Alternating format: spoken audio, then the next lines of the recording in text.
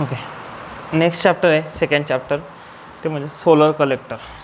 Unit second,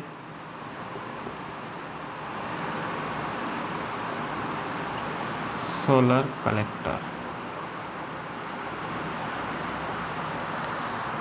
solar collectors.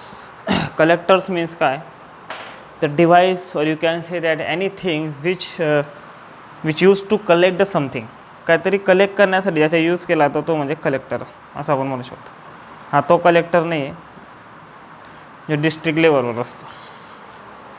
Okay, इथं solar radiation, solar collector आहे means solar radiation collect करण्यासाठी ज्या device use केले जातील, ज्या रेडिएशनच्या नंतर फर्दर आपल्याला यूज करायचे ॲज अ हीट म्हणून, ॲज अ इलेक्ट्रिसिटी वॉट जे पण यूज करायचे असेल, त्याच्या आधी काय करावं लागतील, आपल्याला सोलर रेडिएशन कलेक्ट करावं लागतील. मग कलेक्ट करताना काहीतरी स्पेसिफाईड मटेरियल यूज केले जातात. सर्व मटेरियल्स यूज नाही करू शकत आपण, कारण काय, समजा तुम्ही मिरर यूज करून घेतला तर मिररवर रेडिएशन येतील आणि ते रिफ्लॅक्ट होऊन चालले जातील. मग तुम्ही कलेक्ट नाही करू शकले, त्यांना तुम्ही रिफ्लॅक्ट करून टाका. मग कलेक्ट करताना कसे मटेरियल्स पाहिजे, जे ॲब्सॉर्ब करण्याची ॲबिलिटी ठेवायला पाहिजे त्यांनी, ज्यांनी रेडिएशनला ॲब्सॉर्ब करायला पाहिजे, त्याची एनर्जी ॲब्सॉर्ब करून घ्यायला पाहिजे, मॅक्झिमम ॲब्सॉर्प्शन करायला पाहिजे, म्हणून जे मटेरियल जास्त सुटेबल असतात ते यूज केले जातात. आता सोलर कलेक्टरमध्ये फर्स्ट जे टॉपिक येतो म्हणजे काय, flat plate collector. Flat plate collectors, आणि त्याच्यामध्ये फर्स्ट आहे लिक्विड फ्लॅट प्लेट कलेक्टर.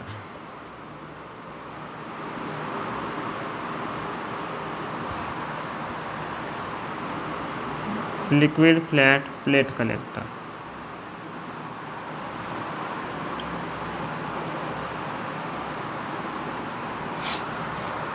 त्याची डायग्राम काढतो मी आधी. एकदम थिअरी टॉपिक आहे, जास्त काही नाही, आपला सब्जेक्टच पूर्ण थिअरी आहे ॲक्च्युली.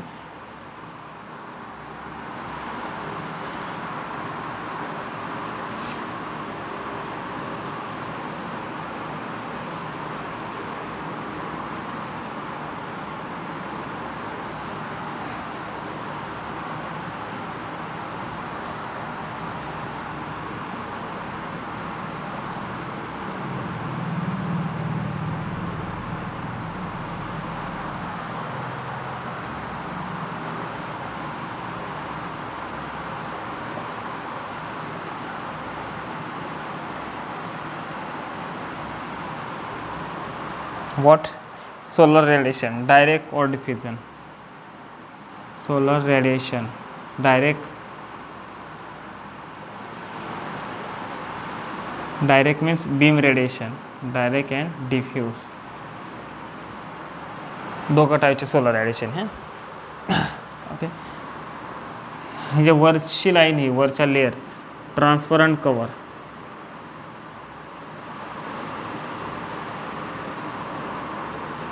व्हॉट? Transparent cover. हा जो एवढा खालचा पोर्शन आहे हा पूर्ण असा हा insulation.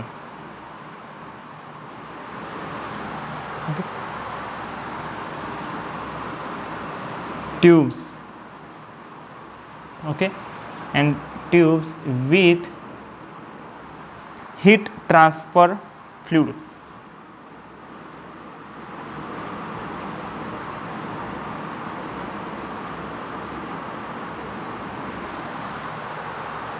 Sorry, heat transfer fluid. आणि ही जी प्लेट आहे ह्या हे जे ट्यूब्स आहे, ट्यूबला टच जी प्लेट आहे ती म्हणजे काय, ॲब्सॉर्बर.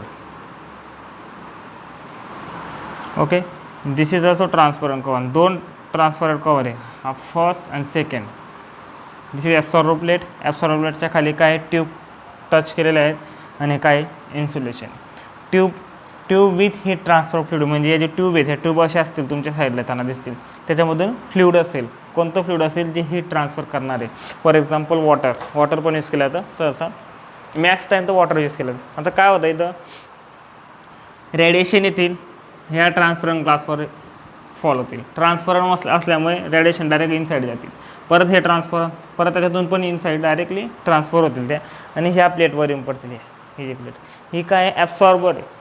एक स्पेसिफिक प्लेट असेल जी ॲब्सॉर्बन ती ॲब्सॉर्ब करून घेईल त्याच्यातली सॉरी रेडिएशन ॲब्सॉर्ब करून घेतील.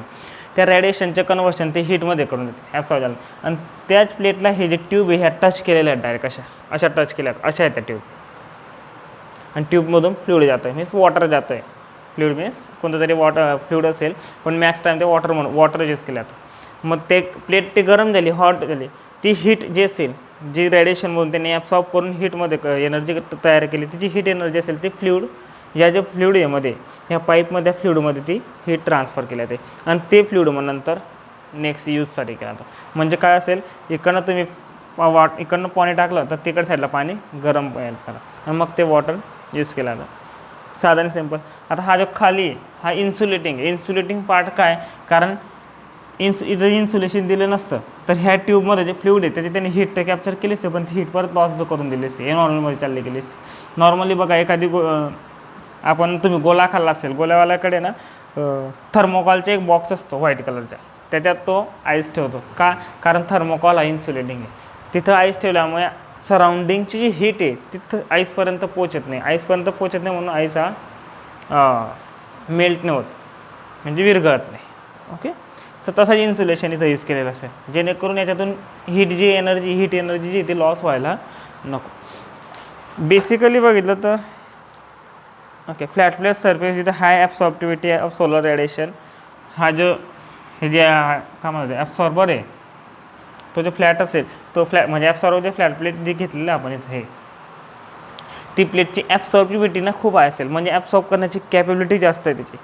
टायपिकली मेटल प्लेट यूज केली जाते obviously of copper in thermal contact with the most commonly material use केलं तर ॲल्युमिनियम यूज केला तर एखादा मेटल यूज केलं जाईल कॉपर मेटल म्हणजे काय कॉपर स्टील या मोठे जे असेल ते. Absorber plate is usually made from metal sheet असेल आणि थिकनेस काय असेल तिची या ॲब्सॉर्बरची काय इकडे थिकनेस असेल 1 to 2 mm काय असेल ती 1 to 2 mm थिकनेस असेल. While tube is also made up of metal range in diameter आणि जे ट्यूब आहेत ह्यासुद्धा मेटलने तयार केल्या कारण त्यांचे जे डायमीटर आहे यांचे डायमीटर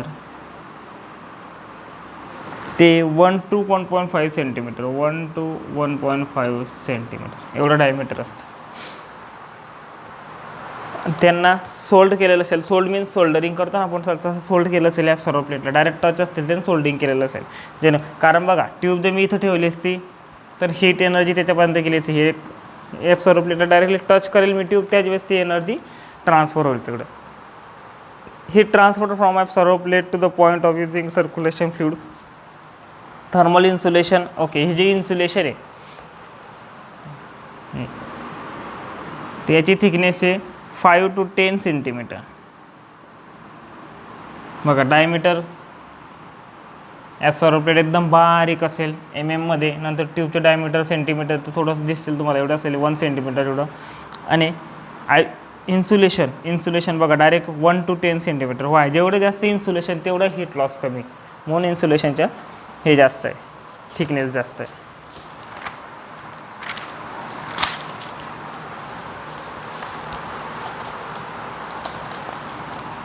इन्सुलेशनसाठी ग्लास वूल यूज केला जातं किंवा वूड यूज केला जातं.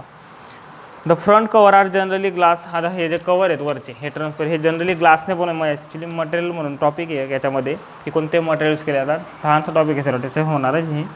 तर फ्रंट कवर जे असेल तो सहसा ग्लासने तयार केला जातो आणि हा ट्रान्सपरंट असायला हा ट्रान्सपरंट नसेल तर रेडिएशन इनसाईड जाणार नाही. So it should be transparent.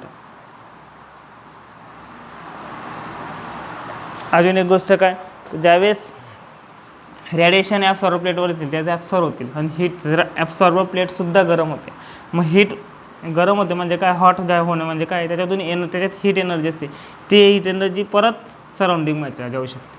म्हणून काय इथून सराउंडिंगमध्ये जाताना बघा हीट ट्रान्सफर होण्याचे 3 वे आहेत. एक म्हणजे कन्व्हेक्शन दुसरं म्हणजे कंडक्शन तिसरं म्हणजे रेडिएशनला पण ही जी हीट येते सनपासून जी हीट येते ती रेडिएशनच्या फॉर्ममध्ये येते. कन्व्हेक्शन म्हणजे काय एअर मॉलिक्युल्समधून हीट ट्रान्सफर होणे. एखादी बॉडी एखादा रॉड असेल तुम्ही रॉड खूप गरम केला आणि ठेवून दिला असा ठेवला आहे की तो हवेत त्याच्या अर्धा पार्ट आणि तुम्ही हा पार्ट पूर्ण गरम केला आणि असा ठेवलेला आहे त्याला एवढा पार्ट गरम केला आणि ठेवला आहे. थोड्या वेळानं थंड होतं. कसं का थंड होतं? का त्याच्यातले हीट डायरेक्ट एअरमध्ये पास आउट होते. मग ते एअरमध्ये पास आउट होतं म्हणजे त्या जी प्रोसेस आहे, या ही जी प्रोसेस आहे त्याच्याने हीट पास होते, सराउंडिंगमध्ये जाते, तिला कन्व्हेक्शन असं म्हणतात. तर इथं काय होतं, ॲब्सॉर्बेट गरम होतं, ती गरम झालेली हीट जी असेल ना ती परत इथून अशी सराउंडिंगमध्ये जाण्याची ट्राय करते. म्हणून हा ग्लास कवर त्यावेळेस काय करतो बघा, glass cover is a transparent cover. For transparent cover घेतले दोघं. बट कशासाठी फक्त ते ट्रान्सपरंट? ते आपले फक्त रेडिएशनसाठी.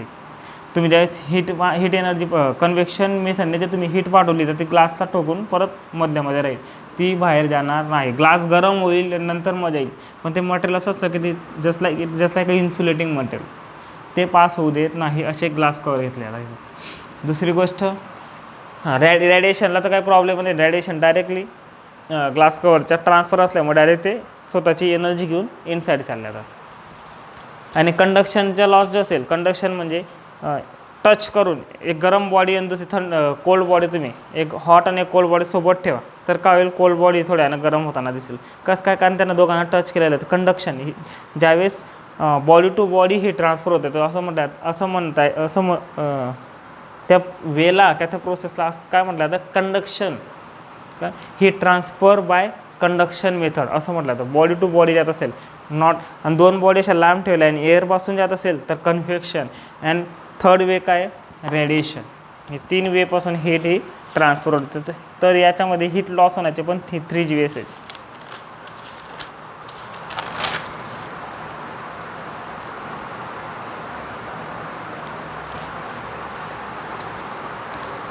तर हे होतं लिक्विड फ्लॅट प्लेट कलेक्टर. आता लिक्विड फ्लॅट प्लेट कलेक्टरची इफिशियन्सी थोडी इन्क्रीज करण्यासाठी नेक्स्ट टाईपचे एक कलेक्टर यूज केला होता. हे पूर्ण असं फ्लॅट होता, बॉक्स राहिले एक असं समजा. आता नेक्स्ट जो आहे तो इव्हॉकेटेड फ्लॅट प्लेट कलेक्टर आहे.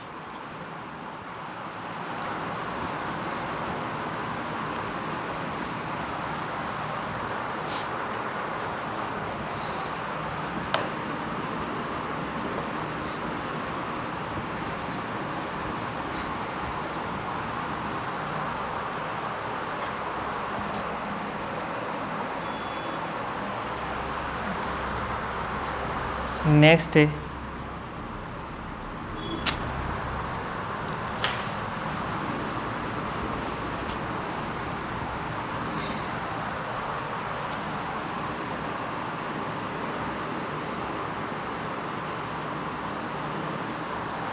One minute.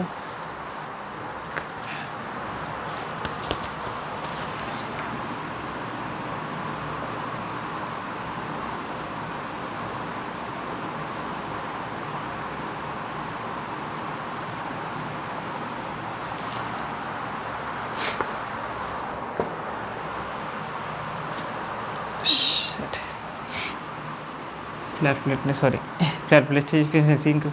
ट्यूब येते, ट्यूब कलेक्टर्स. इव्हॉकेटेड मीन्स तिथं व्हॅक्यूम यूज केलेलं, थोड्या प्रमाणात काहीतरी व्हॅक्यूम असेल कुठेतरी. ओके. याच्यात performance of liquid flat plate collector is reduce by heat losses. Flat plate collector, liquid flat plate कलेक्टरमध्ये काय हीट लॉस व्हायचे. First one is directly convection through, दुसरं कंडक्शन थ्रू. इन्सुलेशन किती असेल बघा तुम्ही, आपण खाली इन्सुलेशनचा पार्ट घेतला होता. इन्सुलेशन कितीही पॉवरफुल असेल तरी perfect insulation is not available in this universe. Perfect insulator available नाही, परफेक्ट कंडक्टर अवेलेबल नाही. थोडं तरी कंडक्टर हा थोडा प्रमाणात तरी इन्सुलेशनचं काम करतो, आणि इन्सुलेशन हा थोडा प्रमाणात कंडक्शनचं काम करतोच म्हणजे करतो. त्याच्यातून हीट लॉस व्हायचे. मग हीट लॉस कमी करण्यासाठी, हीट लॉस जर कमी केला तर ऑब्व्हियसली इफिशियन्सी इन्क्रीज होऊन जाईल. तुम्ही जेवढं इनपुट सोलर रेडिएशन जेवढे येत आहेत त्याच्यातून जास्तीत जास्त पार्ट तुम्हाला यूज करता येईल, तुमचा लॉस थोडी होतो आहे. तर ते त्यासाठी जे इव्हॉकेटेड ट्यूब कलेक्टर टाईप यूज केलेत. त्याच्यात नंबर ऑफ ट्यूब यूज केला आहे, वेगवेगळ्या construction number of tube use करता येतात. त्याच्यात आपण 3 बघणार आहे. त्याच्यात फर्स्ट जी आहे सिलेंड्रिकल, त्याच्यात फर्स्ट जी फ्लॅट प्लेट कलेक्टर कसा होता, बॉक्स होता असा चौकोनी.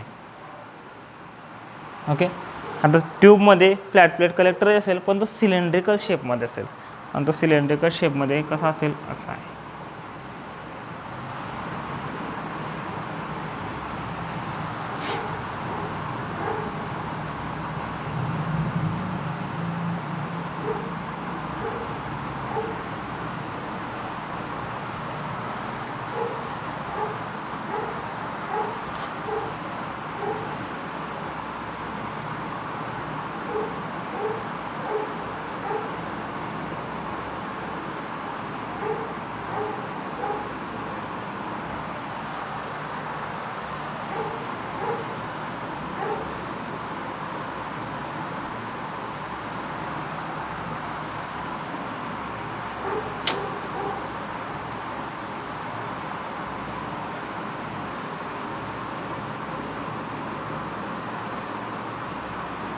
तुम्ही या साईडने या ट्यूबला तुम्ही असं बघितलं त्या साईडने तर म्हणजे परपेंडिक्युलर टू व्हाईट बोर्ड त्या डायरेक्शनने बघितलं तुम्हाला असं दिसेल का तरी ह्या 2 पाईप्स दिसतील. हे बघा 2 पाईप्स.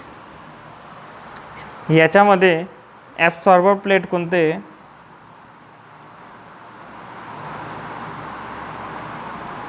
ओके ह्याच्यामध्ये ॲब्सॉर्बर प्लेट आहे.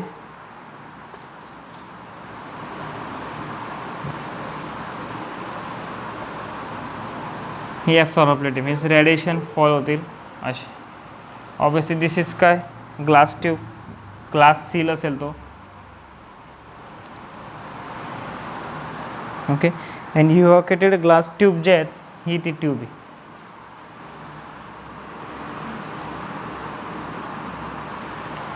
ही फर्स्ट डिझाईन आहे.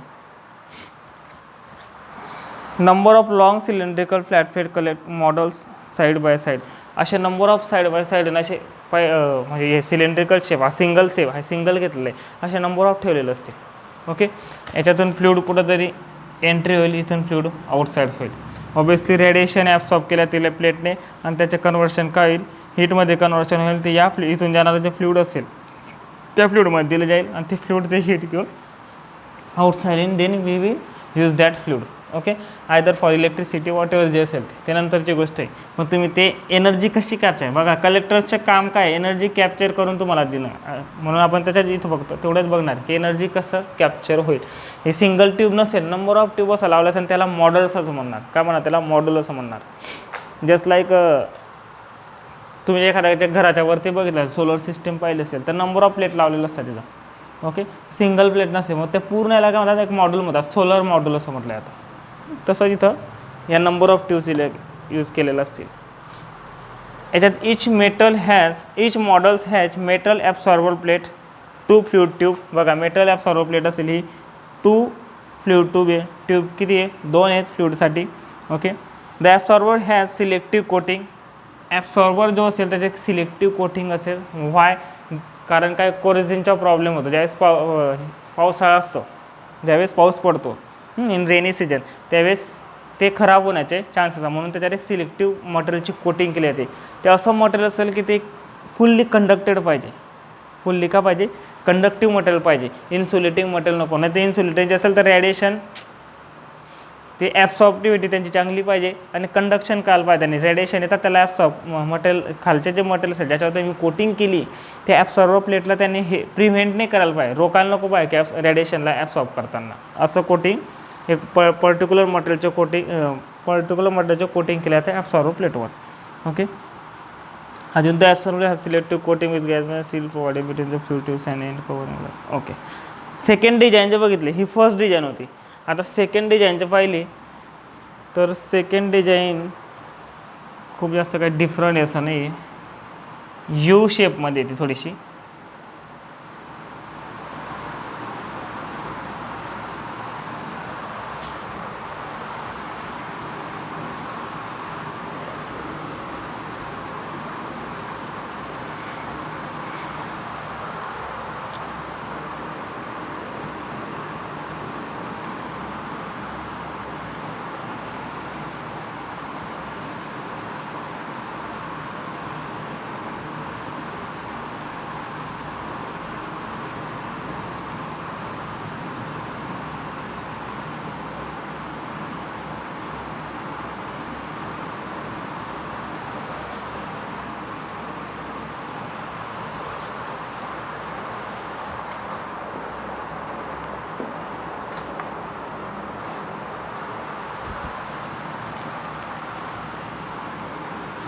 ह्याच्यामध्ये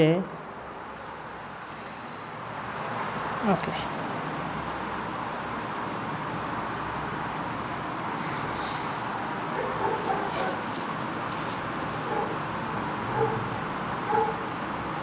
ओके असा यू शेप टी व्ही बघा लाईक यू शेप. ओके असे दोन ट्यूब बनवल्या गेल्या आहेत. फ्लुइड कुठून एंट्री होईल इथून. ओके हे डायग्राम पण मॉडिफाय होईल तुम्ही जेव्हा त्या साईडने बघितलं तुम्हाला कसं दिसेल. तुम्ही ह्या साईडने जे बघितलं तुम्हाला कसं दिसेल ते म्हणजे अशा 3 ट्यूब दिसतील तुम्हाला. Okay, this is first, this is second, आणि मग ही जी असेल ही याची बाउंड्री असेल तर ठीक. असा गोल आहे हा तो. ॲक्च्युली हा असा पूर्ण सिलेंड्रिकल आहे, असं सिलेंडर ठेवला आहे तुम्ही असं मला समजा, हॉरिझॉन्टल सिलेंडर ठेवलेला आहे. आणि तुम्ही ह्या साईडने बघणार तर तुम्हाला असं दिसेल. ह्याच्यात काय फ्लुइड इथून एंट्री करेल आणि इथून आउटसाईड येईल, असं फ्लुइडचे मोशन असेल.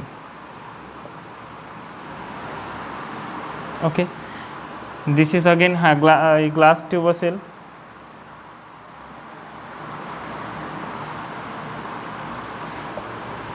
ॲब्सॉर्बलेट ही खालची ॲब्सॉर्बलेट असेल. ॲब्सॉर्बलेट फ्लुइडमध्ये देऊन देईल, फ्लुइड आउटसाईड निघून देईल. Okay, this is glasses and अजून बस. अँड सिलेक्टिव्ह कोटिंग असेल याच्यावर काहीतरी, सिलेक्टिव्ह कोटिंग परत त्यासाठी जेणेकरून मटेरियल तुमचं खराब व्हायला नको. Here each model consist 3 concentric tube. प्रत्येक मॉडेलमध्ये 3 कॉन्सेंट्रिक ट्यूब असेल बघा. ही फर्स्ट ट्यूब अशी. ओके, नंतर सेकंड ट्यूब, आणि नंतर फायनली ही बाउंड्री फायनली ही तुम्हाला थर्ड ट्यूब अशी दिसेल. 3 कॉन्सेंट्रिक ट्यूब्स विथ कॉन्सेंट्रिक म्हणजे काय, ज्यांच्या सेंटर सिंगल असेल. इथं असेल सेंटर का असेल, एकच असेल, कॉमन असेल. सिंगल म्हणण्यापेक्षा कॉमन सेंटर असेल, सिंगल सॉरी कॉमन सेंटर असेल त्यांना कॉन्सेंट्रिक ट्यूब म्हणतो आपण. जसला कॉन्सेंट्रिक सर्कल असेल त्यांच्या ज्या 2 सर्कलच्या सेंटर कॉमन असेल. फॉर एक्झाम्पल दिस फर्स्ट, याच्या सेंटर हा सेंटरला अजून दुसरा सर्कल असा बघा, त्याच्या पण तोच आहे, त्याच्या पण तोच आहे, तर आपण म्हणणार की दोघंच सर्कल कॉन्सेंट्रिक आहेत. ओके, त्या 3 ट्यूबच्या सेंटर सेम असेल, कॉमन असेल. Concentric tube with the space between outer tubes which are made from the glass. Outer tube ज्या आहे त्या ग्लासचं तयार केल्या जातील. व्हाय, कारण ग्लास नसेल तर म्हणजे ट्रान्सपरंट मटेरियल असेल, ग्लास म्हणण्यापेक्षा ट्रान्सपरंट मटेरियलचा यूज करावा लागेल. बिंग युहॉकेटेड, त्यांना काय केलं, युहॉकेट केलेलं आहे. युहॉकेट केलं म्हणजे व्हॅक्यूम तयार केलं तिथं समजा. The outer surface of middle ट्यूबचा जो आउटर सरफेस आहे means this is tube act as a absorbing surface. आधीच बोललो मिडल ट्यूब जी ही आणि ही हे दोघं मिळून लुक लाईक दिस, या दोघं मिळून एकच असेल. त्यांचा जो आउटर सरफेस असेल तो का असेल, ॲब्सॉर्बो प्लेट म्हणून ॲक्ट करतो आहे. सिलेक्टिंग सरफेस कोटिंग काय तर त्याला सिलेक्टिव्ह कोटिंग केलेलं असेल. Next, liquid flow through innermost metal tube. Innermost metal ट्यूबमधून लिक्विड फ्लो होईल and out through the annular between this tube and middle tube. Middle tube ही जी मिडल ट्यूब आहे आणि ही जी ट्यूब आहे वरची त्याला सॉर्प्लेट आहे वरच्या साईडला, त्याच्यामधून फ्लुइड आउट होऊन जाईल. Okay, and last one is the third design. त्याच्या ट्यूबच्या जागेवर पाईप यूज केलेलं जातात. एक काम करू, पूर्णच इरेज करू.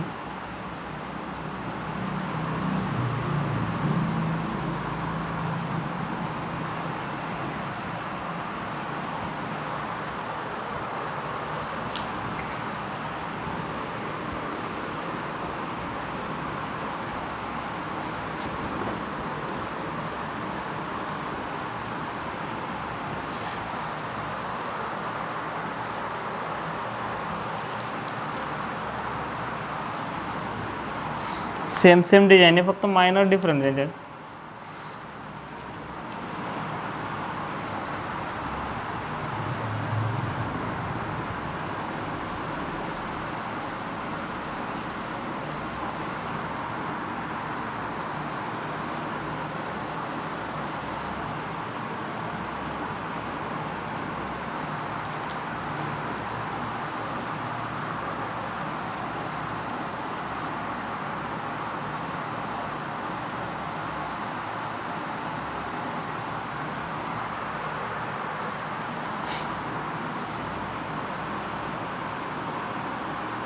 तुम्ही त्या साईडने बघितलं तुम्हाला असं दिसेल. हा एक ही जी एक ही ट्यूब दिसेल अशी. ओके, ह्या 2 लाईन दिसतील तुम्हाला आणि ही मोठी ट्यूब दिसेल. डायरेक्ट मोठा एक सिलेंडर आहे, सिलेंडरमध्ये एक लहान सिलेंडर ठेवला असं कन्सिडर करा. याच्यामध्ये युहॉकेटेड ट्यूब आहे. ही जी ट्यूब आहे ही पूर्ण अशी व्हॅक्यूम असेल असं समजा म्हणजे आहेच व्हॅक्यूमच येते. ओके, हा जो सरफेस असेल ह्या सरफेस हा काय ॲब्सॉर्बर असेल, काय तो ॲब्सॉर्बर आहे. आणि हा पाईप आहे, हीट पाईप.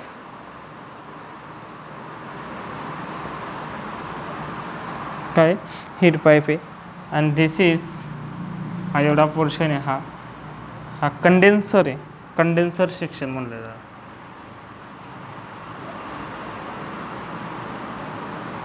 काय तो कंडेन्सर सेक्शन आहे. The heat pipe inside the evaporator section, हा जो हीट पाईप असेल, okay, in which heat is absorb and heat is absorb and fluid inside the heat pipe is evaporate. या पाईपमध्ये fluid असेल ते काय करेल, हीट ॲब्सॉर्ब पण इव्हॅपोरेट होऊन जाईल, म्हणजे बाष्प तयार होईल तिथं, वाफेत रूपांतर होईल त्या फ्लुइडचं. इव्हॅपोरेट झाल्यानंतर इव्हॅपोरेटेड फ्लुइड, ते जे वाफ असेल ते राईज टू द कंडेन्सर, ते कुठं येईल, कंडेन्सरकडे येईल. Okay, condenser section where it is condense, नंतर तिथे काय होईल, ते कंडेन्स होईल. कंडेन्स होणे म्हणजे काय, वाफेचे कन्वर्शन परत लिक्विडमध्ये होईल. ओके, आणि त्यावेळेस whenever it transfer from gaseous state to the liquid state, it give us a heat.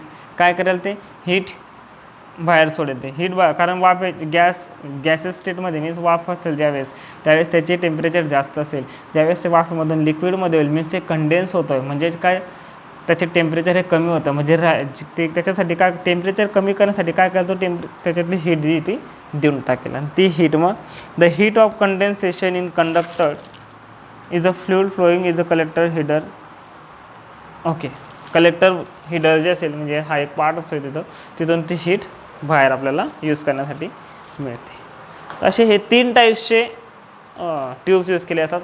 मॉडेल्समध्ये बघा सिंगल ट्यूब नसेल, नंबर ऑफ ट्यूब्स ठेवलेले असतील, अशा एक साईड बाय साईड अशा नंबर ऑफ ट्यूब्स काय असतील ठेवलेल्या असतील, आणि तुम्हाला म्हणजे आपल्याला त्याच्यामधून हीट प्रोव्हाइड केली जाईल.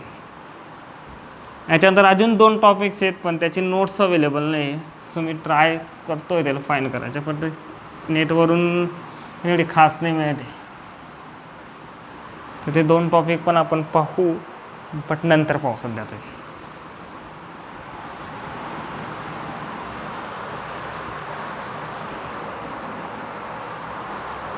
इसके बाद मटेरियल्स फॉर कलेक्टर्स. कलेक्टरसाठी मटेरियल्स कोणते यूज केले जातात.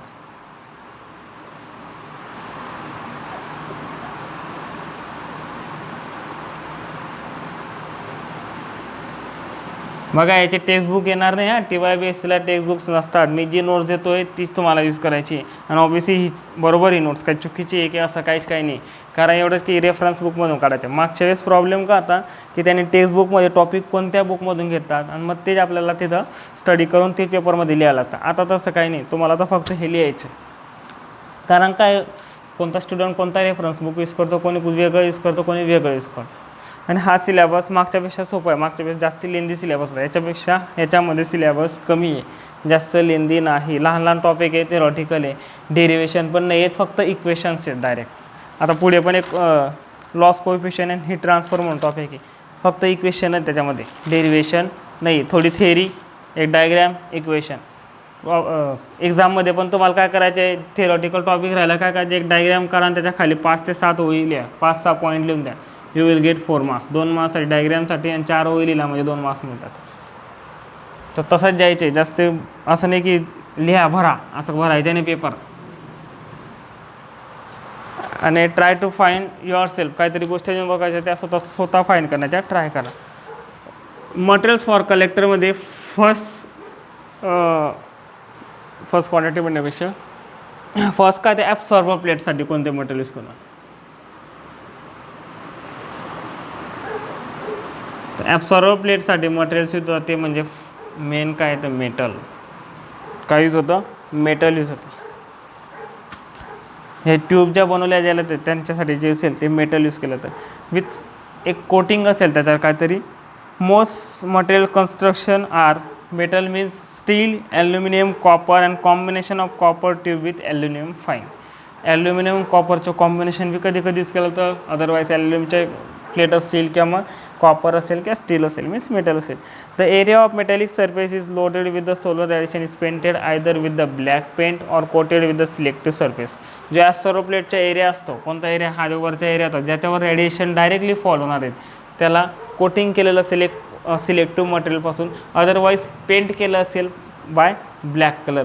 व्हाय ब्लॅक कलर? कारण black colour has good absorptivity. Black colour तुम्ही रेडिएशन टाका डायरेक्ट ॲब्सॉर्ब करून बघतो, तर रिफ्लॅक्ट करत नाही, म्हणून ब्लॅक कलरची कोटिंग पेंट केलेलं असेल. For coating of metallic surface, त्या मेटॅलिक सरफेसला कोटिंग करण्यासाठी selective materials and technologies are applied केल्या जातात, यूज केल्या जातात. व्हाय? का अवॉइड कोरिजन फेनॉमेना अवॉइड करण्यासाठी. Corrosion phenomena can also occur metallic fittings of the absorber and connection to. Okay, corrosion phenomena avoid करण्यासाठी त्याच्यावर स्पेशली कोटिंग केले जाते. पावसाळ्यात जसं ते मटेरियल खराब होतील, ते खराब न होण्यासाठी कोटिंग केली जाते.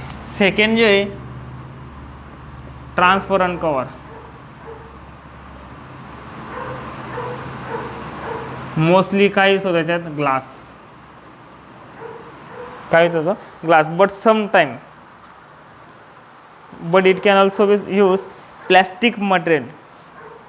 वेदर प्लॅस्टिक मटेरियल यूज केलं जातं. ग्लास यूज केलं असं नाही, असं वेगळ्या टाईपचे प्लॅस्टिक मटेरियल यूज केलं जे ट्रान्सपरंट प्लॅस्टिक असतं. बघा, ग्लास यूज करा, प्लॅस्टिक यूज करा, it doesn't matter, but it should be transparent नसतील तर रेडिएशन डायरेक्ट ग्लासमधून कवर ऑब्वियसली कवर प्लेटमधून डायरेक्ट ॲब्सॉर्बर येणार नाही. तर ट्रान्सपरंट असायलाच हवं. This is first condition when we construct the flat plate collector or tubes, whatever जे असेल. ट्रान्सपरंट कवर जे असेल वरती जी शेल्ड असेल ती शुड बी द ट्रान्सपरंट, जेणेकरून रेडिएशन डायरेक्टली एंटर होतील. Plastic material are not fragile but they weather is थोडंफार थे दिली ती वाचून घ्यायच्या. फक्त मटेरियलसाठी बघा, ग्लास आणि प्लॅस्टिक कवर एवढं आठवण द्यायचं. प्लॅस्टिक कवर 2 मार्क्ससाठी पण येऊ शकतो क्वेश्चन, किंवा ऑब्जेक्टिव्हमध्ये पण येऊ शकतात. आणि थर्ड वन लास्टसाठी काय? Thermal insulation.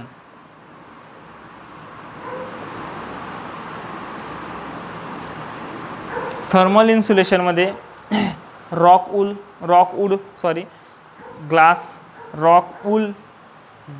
वूल असे 4-5 टाईपचे मटेरियल्स आहेत, त्याच्यामधून कोणतरी एक मटेरियल यूज केलं. थर्मल इन्सुलेशन काय केलं तर ते खालच्या साईडला असेल, ऑब्वियसली हीट लॉस व्हायला नको म्हणून थर्मल इन्सुलेशन केलं जातं. ओके, याच्यानंतर हे लॉस कोएफिशियंट, ते आपण नेक्स्ट लेक्चरला बघू. Loss coefficient and heat transfer.